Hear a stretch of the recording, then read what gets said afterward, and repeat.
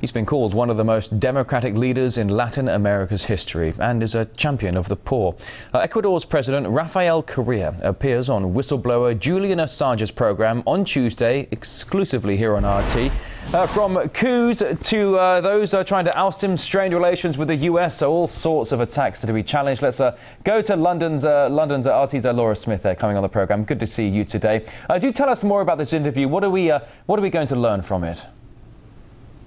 Well, as you said, Rory, tomorrow's show is the 6th episode of Julian Assange's interview show, and his guest is Rafael Correa, who's the president of Ecuador.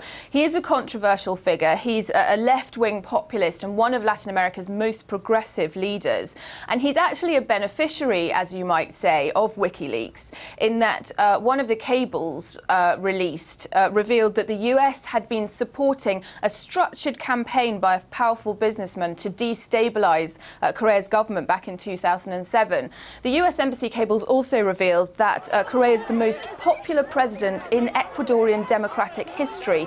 But of course, that popularity doesn't sit well with everybody. And in fact, there was a police coup against him back in 2010, accompanied by unconfirmed speculation that the US, which of course is never far from politics in Latin America, was somehow involved. Let's hear what Correa had to say about that.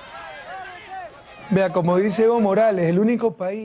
Morales says, the only country that can be sure never to have a coup is the United States, because it hasn't got a US embassy. In any event, I'd like to say that one of the reasons that led to the police discontent was the fact that we cut all the funding the US Embassy provided to the police. There were whole police units, key units, fully funded by the US Embassy, whose officers in command were chosen by the US Ambassador and paid by the US. We did away with all that.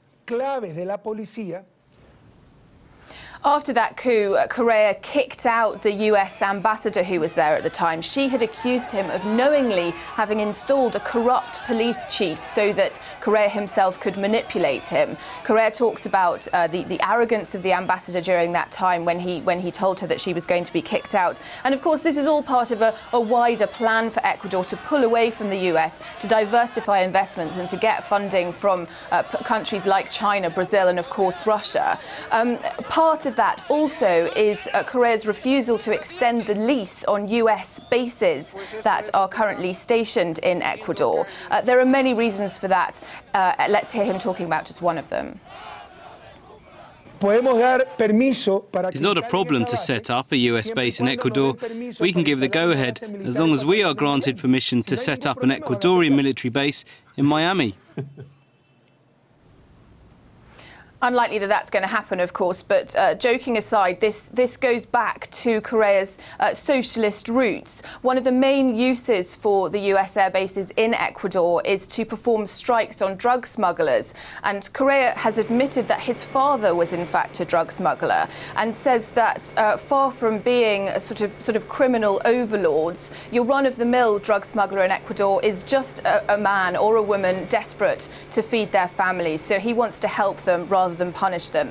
Now, that's just a little bit of this programme. He also talks about the media in Ecuador. It says wants to dispel this image of big government persecuting saintly journalists and news outlets, and saying that actually it's the other way around, that the media is often owned by big businesses and rich people who use it specifically to push their own agendas. You can't hear that now, though. You're going to have to wait until tomorrow. The latest episode of Julian Assange's programme is going to be broadcast here on RT at 11:30 GMT. There hasn't been anything yet on TV. It is to get the maximum political impact possible.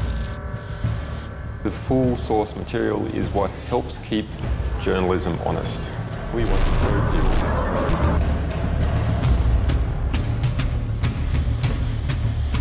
We wanted to present something else.